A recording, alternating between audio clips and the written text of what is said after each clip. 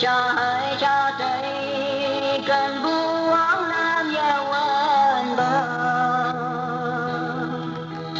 phù hỡi ba lá nhớ chim ta thần cài để kia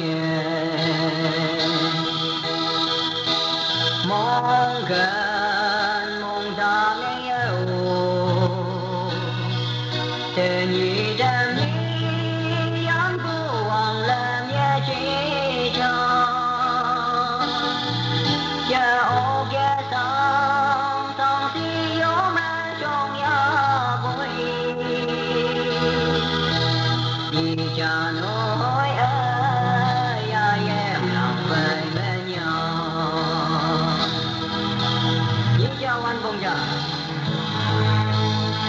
kan menunjukkan huni mumbai yang anda. Ia menunjukkan alanya Tuhan. Yung ia baca ini lang yang ini.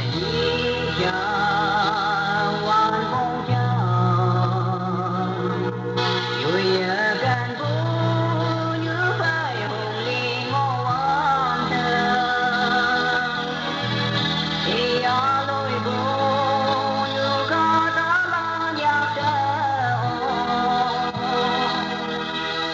dương gì bây cha im như làm nhai nơi chờ